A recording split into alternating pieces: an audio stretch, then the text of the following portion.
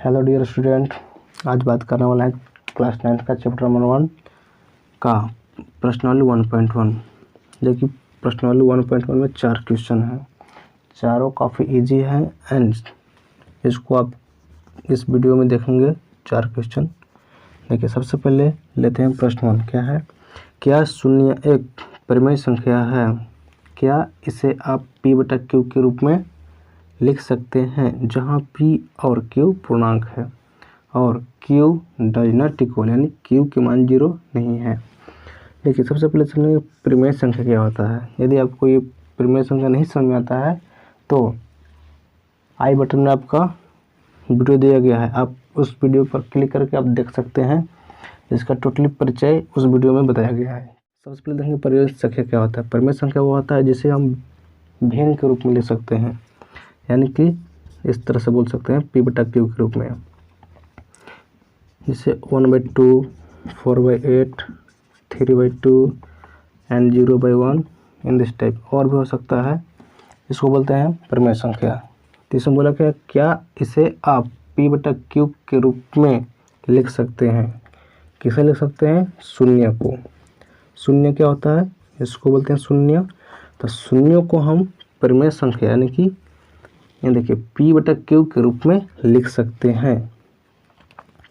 जी हाँ, लिख सकते हैं। ये देखिए कैसे होगा, ये शून्य है बटा में 1 कर सकते हैं। यदि 0/1 होता है तो क्या होगा, यहाँ पे आंसर इसका शून्य होगा, यानी कि वही शून्य हो गया। यानी कि हम शून्य को p/q के रूप में लिख सकते हैं। तो यहाँ पे लिख देंगे है क्या, ये देखिए हाँ, क्या होगा, हाँ शून्य एक परिमेय संख्या है। शून्य एक परिमेय संख्या है। ओके, ये हो गया। चलिए बात करते हैं क्वेश्चन नंबर 2 पे। देखिए 3 और 4 के बीच 6 परिमेय संख्या ज्ञात कीजिए। 3 और 4 के बीच में 6 परिमेय संख्या ज्ञात करना है। यानी कि मान लेते हैं आपके पास एक रेखा दिया गया, ठीक है। यहाँ पे हो गया 0, यहाँ पे हो गया 1, यहाँ पे 2, यहाँ पे 3 और यहाँ पे 4। तो बोला है कि 3 और 4 के बीच में 3 और 4 के बीच में 6 परिमेय संख्या निकलना है। क्या होगा? सबसे पहले यहाँ देखेंगे, बोला है 6 निकालने के लिए ना परिमेय संख्या, तो यानी कि लिख देंगे 6 + 1 क्या हो जाएगा, 7 हो जाएगा। यानी कि 3 और 4 के बीच में 6 परिमेय संख्या निकालना है। तो यहाँ पे जो लिखल है 6, तो उसमें क्या करेंगे, एक ऐड कर देंगे, यानी कि 6 + 1 कितना हो जाएगा, 7 हो जाएगा। उसके बाद यहाँ देखिए लिखेंगे 3 को क्या लिखेंगे हम, 3/1 लिख सकते हैं, क्योंकि 3/1 होगा तो क्या होगा, यहाँ पे 3 ही होगा। उसी तरह से 4 को भी लिख सकते हैं 4/1। अब यहाँ पे देखिए जो 7 आया है इसको अंश और हर में मल्टीप्लाई कर देंगे, यानी कि गुना कर देंगे। अंश और हर क्या होता है, यहाँ देखिए बता रहे हैं यहाँ पे। जैसे यहाँ पे देखिए 7 जो आया हमारा 6 परिमेय संख्या क्या कहते हैं, 6 में 1 ऐड कर दिए थे, यानी कि 1 जोड़ दिए थे, यानी कि 6 + 1 कितना हो गया, 7 हो गया। ये जो 7 आया हम क्या करेंगे, इसको अंश और हर में गुना कर देंगे, किसका, 3 के साथ। तो अंश देखिए क्या होता है, अंश जो होता है ये बट्टा के जो ऊपर होता है उसको बोलते हैं अंश, और जो बट्टा के नीचे रहता है उसको बोलते हैं हर, यानी कि ये न्यूमरेटर एंड ये डिनोमिनेटर। उसी तरह से इसमें भी कर देंगे इंटू 7/7। अब इसको क्या करेंगे, गुना कर देंगे, यानी कि 3 × 7 कितना होता है, 21 और 7 × 1 7 हो जाएगा। 4 × 7 करेंगे, 4 × 7 28 और 1 × 7 7 होगा। अब यहाँ पे देखिए ये और ये कितना है, 21/7 और 28/7। तो इसके यानी कि ये दोनों के बीच में क्या करना है, हमको 6 परिमेय संख्या निकालना है। क्या होगा, यहाँ देखिए 21 के बाद क्या होता है, 22/7 हो जाएगा। उसके बाद 23/7, उसके बाद 24/7, उसके बाद 25/7, उसके बाद 26/7, उसके बाद 27/7। ये कितना हुआ 1 2 3 4 5 6 निकल गया। ये देखिए इसके बाद से ये लिए हैं और इसके पहले ख़त्म हो गया, यानी कि ये, और देखिए 21/7 और 28/7 के बीच में जो भी संख्या है कितना है यहाँ देखिए लिखा गया है, यानी कि 22/7, 23/7, 24/7, 25/7, 26/7 एंड 27/7। ये क्या हुआ मेरा 6 परमेय संख्या हुआ, यानी कि सेकेंड का आंसर क्या हुआ ये। ओके, अब चलते हैं क्वेश्चन नंबर 3 पे। यहाँ देखिए क्वेश्चन नंबर 3 क्या है। क्वेश्चन नंबर 3 बोला है 3/5 यानी कि 3/5 और 4/5 के बीच 5 परमेय संख्या ज्ञात करना है, यानी कि 3/5 4/5 के बीच में 5 परमेय संख्या क्या होगा। सबसे पहले यहाँ देखिए क्या बोला है 5 परमेय संख्या निकलने के लिए, यानी कि 5 में क्या करेंगे हम 1 जोड़ देंगे, कितना हो जाएगा 6 हो जाएगा। उसके बाद ये देखिए 3/5 और 4/5, जिस तरह से मैंने सेकेंड क्वेश्चन बनाया था उसी तरह से थर्ड क्वेश्चन में भी सॉल्व करेंगे, यानी कि जो 6 है इसका करेंगे न्यूमरेटर और डिनोमिनेटर में मल्टीप्लाई कर देंगे, यानी कि 6 ऊपर भी हो जाएगा और 6 नीचे भी हो जाएगा। यहाँ भी उसी तरह से भी होगा, 6 ऊपर हो जाएगा और 6 नीचे हो जाएगा। आप क्या करेंगे इसको मल्टीप्लाई कर देंगे, यानी कि गुना कर देंगे। 3 6 कितना होता है 18 और 6 5 30। यहाँ पे 6 चौके हो जाएगा 24 और 6 5 30। देखिए 18/30 हो गया और 24/30।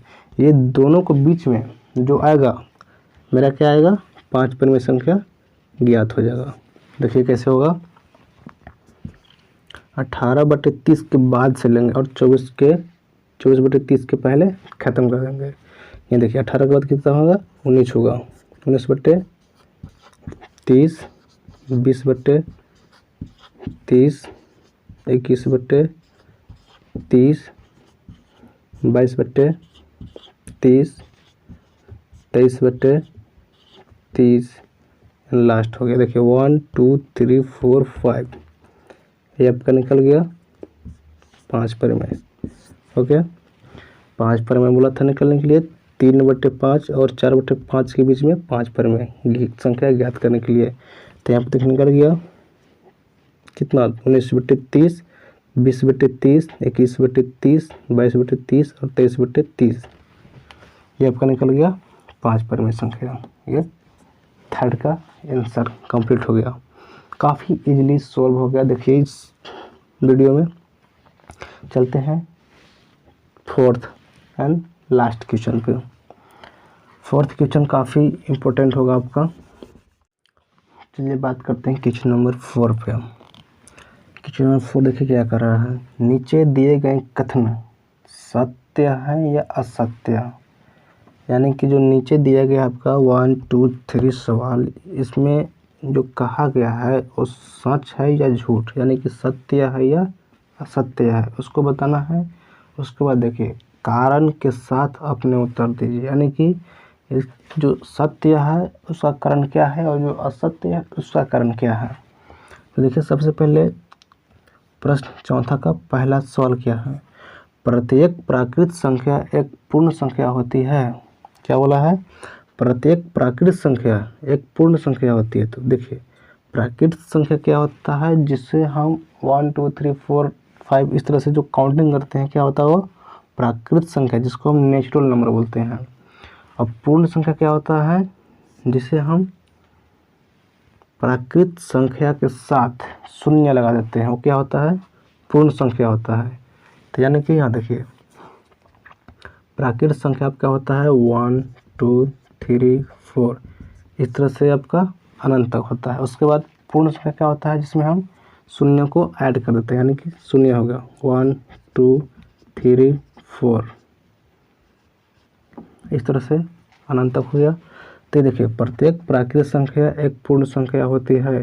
तो हाँ प्रत्येक प्राकृत संख्या एक पूर्ण संख्या होती है, क्योंकि यहाँ देखिए ये जो आपका प्राकृत संख्या है, प्राकृत संख्या तो इसमें भी ऐड है, तो जो प्रत्येक प्राकृत संख्या है वो पूर्ण संख्या है। यहाँ लिख देंगे क्या है, सत्य।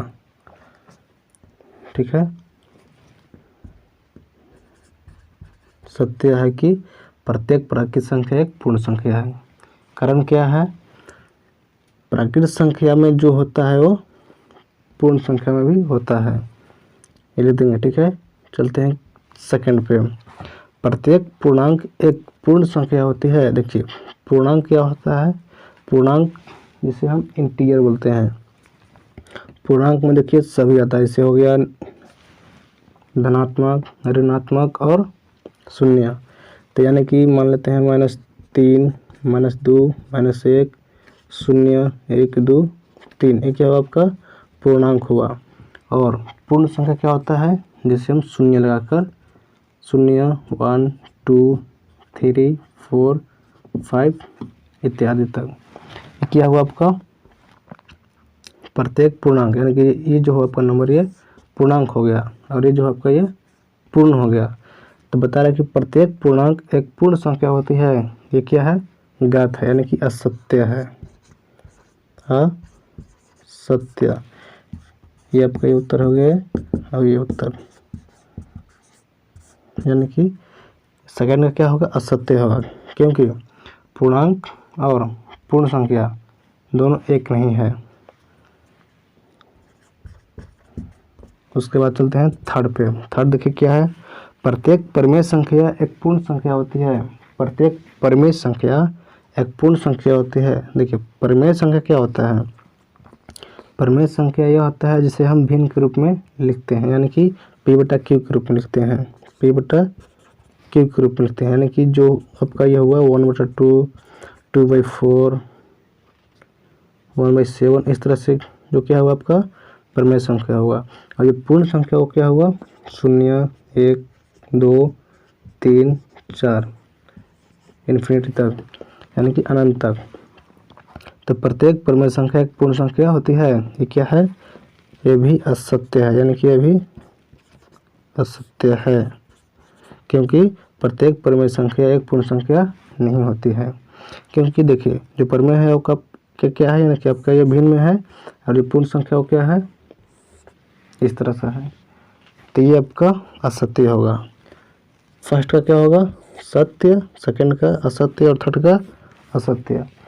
4 क्वेश्चन बताया प्रश्नावली 1.1 का, 4 क्वेश्चन, चारों आपको समझ में आ गया होगा। यदि समझ में आ गया होगा तो आप वीडियो को जरूर लाइक कीजिएगा, और चैनल पर नए हैं तो चैनल को सब्सक्राइब जरूर करिएगा, ताकि इस तरह का और भी वीडियो आप तक जरूर पहुँचे।